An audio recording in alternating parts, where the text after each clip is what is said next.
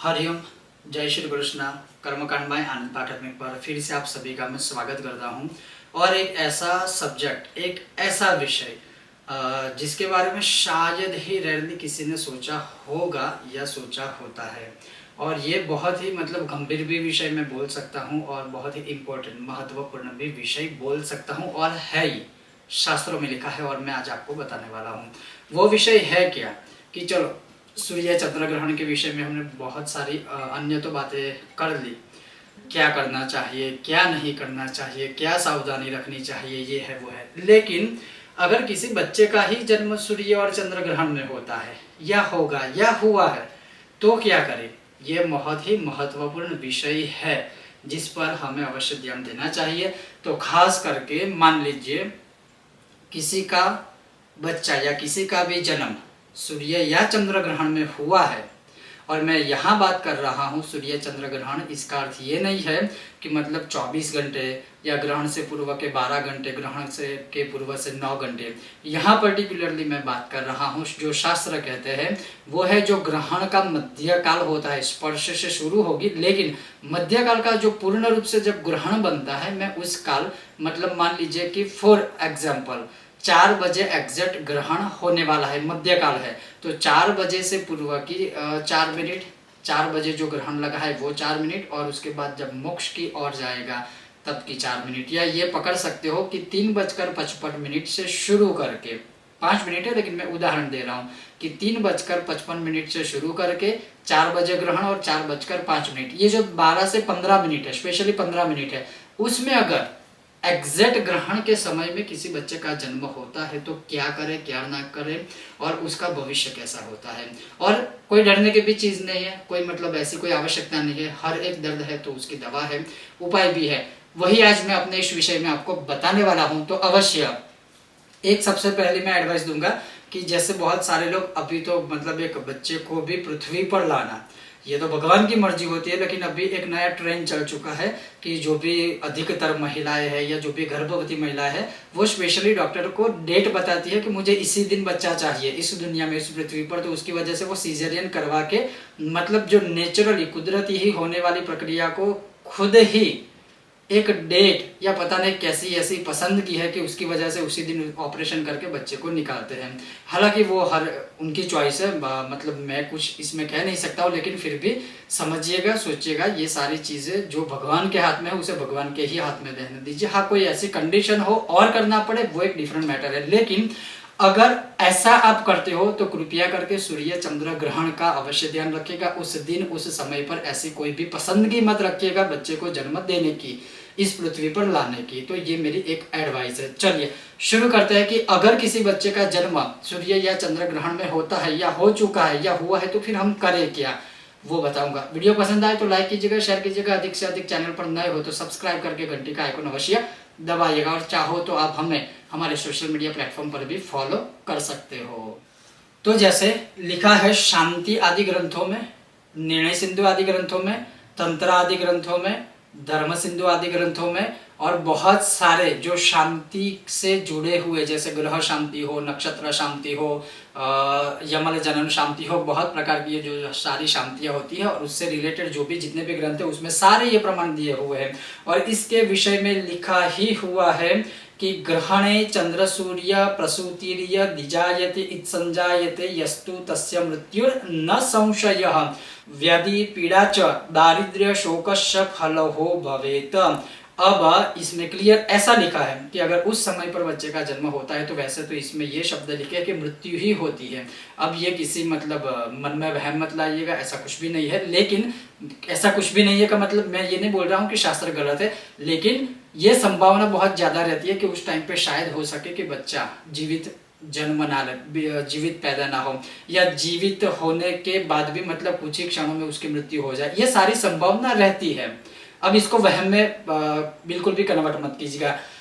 फिर लिखा है कि अगर ऐसा कुछ नहीं होता है तो उसका जो जीवन होता है ना वो व्याधि आदि, दुख, रोग पीड़ा, दारिद्र, शोक, मतलब ये सारी चीजों से वो बच्चे का पूरा जीवन ऐसे ही निकलता है। किसी भी प्रकार की कोई शारीरिक समस्या होती है, मानसिक समस्या होती है, दुख होता है, दारिद्रता होती है, मतलब हर एक प्रकार से उसके जीवन में सिर्फ हताशा और निराशा ही रहती है। और ये ग्रहण में जब जन्म होता है, जो पर्टिकुलरली मैंने टाइम आपको बताया है, अगर उस टाइम में होता है तब की बात है।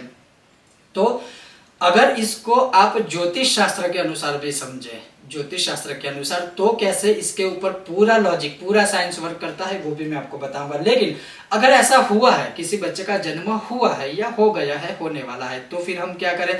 क्योंकि नेचुरली ही अगर किसी बच्चे का जन्म उस समय में होगा तो वो हम रोक नहीं पाएंगे, ना ही रोक सकते हैं, ना ही रोकना चाहिए।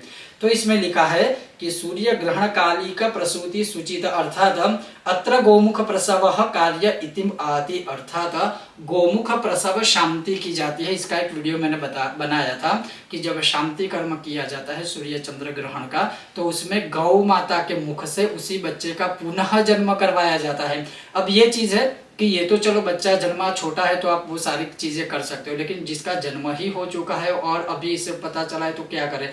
कर सकते हैं, उनका भी गौमुख प्रसव होता है, कोई चिंता करने की बात नहीं है। गौ माता के बीच में से मतलब प्रवेश करना है, एक प्रकार से प्रदक्षिणा आदि होती है। मतलब ये मैं शायद शब्दों में नहीं समझा पाऊंगा, लेकिन जो विद्वान ज्ञानी ब्राह्मण है उनका सहारा लोगे, उन्हें बोलोगे कि गोमुख प्रसव शांति करनी है, अवश्य वो करवाएंगे और हो सकती है। तो सबसे पहला उसी बच्चे का दूसरा जन्म गौ माता के मुख से करवाया जाता है। अब इसमें कोई लॉजिक डालने की बात नहीं है, इसमें पूरी क्रिया होती है, विधि विधान है, संकल्प आदि है, उसका गौ माता का पूजन है, कैसे ये किया जाता है वो सारी चीज में होती है। तो एक उपाय है गोमुख प्रसव शांति से सूर्य चंद्र ग्रहण में जन्मे हुए बच्चे का दोष निवारण किया जा सकता है। उसके पश्चात भी लिखा है कि जैसे अगर सूर्य ग्रहण है, तो वैसे यहाँ लिखा है सुवर्ण सूर्य भगवान की प्रतिमा, लेकिन चलो ठीक है, हर एक की मतलब शायद फाइनेंशियल कंडीशन अच्छी नहीं है, तो आप पीतल या तांबे के भी सूर्य नारायण की प्रतिमा लेकर, अगर चंद्र ग्रहण है तो चंद्र की में शीशे की, शीशा जो मेटल आता है उसकी, या एक चीज और कर सकते हो, लेकिन चंद्र ग्रहण में जन्म हो तब की मैं बात कर रहा हूं कि नाग जो होता है सर्प थोड़ा सा बना के, जैसे राहु के शेप में या राहु के आकार में, जैसे राहु भी एक नाग का मुख कहा गया है, आधा शरीर है, तो नाग बनवाकर उसी नाग की पूजा करके फिर उसको नदी में विसर्जित करना, ये चंद्र ग्रहण में किसी बच्चे का जन्म होता है तब की बात है।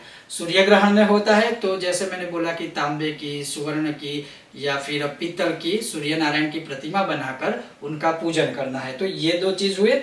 उसके पश्चात दूसरा उपाय है कि अगर सूर्य ग्रहण में जन्म हुआ है तो फिर अर्क की समिधा से, ध्यान से सुनिए, अगर सूर्य ग्रहण में जन्म हुआ है तो अर्क की समिधा, फिर तिल आदि जो नेचुरल नॉर्मल जो यज्ञ सामग्री होती है, तो उस सामग्री खास करके अर्क की समिधा, अर्क की काष्ठ, देशी भाषा में आक की लकड़ियां, उनका प्रयोग करके सूर्य नारायण के मंत्र से सूर्य नारायण भगवान की 16 उपचार पूजा आदि करके फिर यज्ञ किया जाता है विद्वान ब्राह्मणों के द्वारा। तो सूर्य ग्रहण में जन्मे बच्चे का दोष निवारण होता है। पहले गोमुख प्रसव शांति, फिर सूर्य नारायण की जो प्रतिमा है, मतलब तांबे की, पीतल की या फिर सुवर्ण की, वो बनाकर 16 उपचार पूजा, 16 उपचार पूजा हो जाए फिर विद्वान ब्राह्मणों के माध्यम से सफेद आक की समिधा से यज्ञ करवाना। बच्चे का सूर्य ग्रहण में जो जन्म लिया है वो दोष निवारण हो जाएगा। अब बात रही चंद्र ग्रहण की, तो जैसे मैंने कहा कि एक सर्प बनवाइए, या फिर अभी तो मिलते हैं तांबे का हो, चांदी का हो, मतलब या शीशे का हो जो मतलब मेटल है वो, तो उसका आप एक सर्प, नाग के रूप में सर्प बनवाइए, उसका 16 उपचार पूजा कीजिए जैसे मैंने सूर्य ग्रहण का बताया। और उसी प्रकार से चंद्र ग्रहण में अगर जन्म ही हुआ है तो पलाश की समिधा से, पलाश की काष्ठ से या पलाश की लकड़ियों से चंद्र के मंत्र के द्वारा यज्ञ किया जाता है। अब ये हो गया सूर्य चंद्र ग्रहण में जन्मे हुए बच्चों का निवारण, दोष निवारण। उसके बाद क्या होता है, जैसे एक कलश की भी उसमें पूजा की जाती है, शांति मंत्र आदि पढ़े जाते हैं। उस कलश के जल में जैसे पंचगव्य है, पंच धातु है, पंच पल्लव है, पंच रत्न आदि है, उसमें वो डाले जाते हैं मंत्रों के द्वारा। और फिर वो जो कलश में जल है वो पूरा, जब यह कर्म पूरा हो जाता है उसके पश्चात उस बच्चे के ऊपर उसी कलश में मंत्रों के द्वारा ये जो सब अभिमंत्रित किया है, पंच धातु है, पंच रत्न है, पंच पल्लव आदि है, वो सारी ही चीजों से उस बच्चे के ऊपर शांति पाठ या अभिषेक के मंत्रों के द्वारा विद्वान ब्राह्मणों से अभिषेक किया जाता है। बस ये चीज करने से अगर सूर्य या चंद्र ग्रहण में किसी बच्चे का जन्म हुआ है वह दोष मुक्त हो जाएगा। और ये ऐसा विधान है कि अगर बच्चा छोटा ही है, जितनी छोटी आयु में करोगे आने वाला उसका जीवन उतना ही अधिक अच्छा और शुभ रहेगा। किसी भी प्रकार से उसे कोई दुख दरिद्रताओं का सामना नहीं करना पड़ेगा। अब मैं लॉजिकली, साइंटिफिकली या शास्त्रोक्त तरीके से बताऊं। सूर्य आत्मा है, ज्योतिष शास्त्र में सूर्य को आत्मा कहा गया है, सूर्य को पिता कहा गया है, सूर्य को आत्मविश्वास कहा गया है। मतलब हर एक क्षेत्र में या 9 ग्रहों में सूर्य आत्मा है, चंद्र मन है, चंद्र माता है, चंद्र स्त्री है। तो अगर सूर्य और चंद्र जब ग्रहण होता है तो वो दोनों ही क्षीण शब्द का प्रयोग कर सकते हैं। ज्योतिषीय भाषा में क्षीण होते नहीं है लेकिन ग्रहण की वजह से हो जाते हैं। तो अब उसी समय पर किसी का जन्म होगा तो आप खुद सोचिए कि उनकी जन्म कुंडली में सूर्य और चंद्र की अवस्था कैसी होगी। क्षीण ही होगी, अरिष्ट ही होगी, क्योंकि ग्रहण में जन्म हुआ है। अब दूसरी बात ये भी सोचिए कि अगर सूर्य कमजोर है तो पिता को भी कष्ट होगा या घर में पुरुषों को भी कष्ट होगा, खुद को तो होगा ही होगा क्योंकि शरीर है, आत्मा है। उसी प्रकार से चंद्र है तो फिर माता है, चंद्र है तो स्त्री है, चंद्र है तो मन है, तो मानसिक भी पीड़ा हो सकती है, माता को भी कष्ट होगा, घर में स्त्रियों को भी ये कष्ट होता है। तो ये लॉजिकली भी है और साइंटिफिक भी है क्योंकि सूर्य और चंद्र का प्रभुत्व उस बच्चे के ऊपर पॉजिटिव तरीके से प्राप्त होगा ही नहीं, उसे मिलेगा ही नहीं। उसी वजह से हमारे शास्त्रों में ये चीज बताई है कि मनुष्य की योनि में से, गर्भवती महिला की योनि में से अगर वो बच्चा ग्रहण में जन्मा है तो फिर उसके कुछ ही दिनों में, मैं कहूंगा जितना अधिक जल्दी हो सके, अब शांति कर्मों में सूतक काल नहीं होता है, ध्यान रखिएगा। ऐसी सारी शांति कर्मों में सूतक काल आदि नहीं होता है। जितना अधिक, जितना जल्दी हो सके, एज सुन एज पॉसिबल ये शांति विधान करवाना चाहिए। सबसे पहले करवाएंगे ब्राह्मण देवता गोमुख प्रसव शांति, अर्थात उस बच्चे का भले ही आपने जन्म किया, उस आपकी योनि के द्वारा वो उस पृथ्वी पर आया है, लेकिन जब ऐसा दोष है तो गौ माता का जो प्रसव होता है, गोमुख प्रसव होता है, वो करवा के गौ माता के बच्चे के स्वरूप में वह इस पृथ्वी पर पुनः जन्म लेता है, तो वो जो दोष है निकल गए।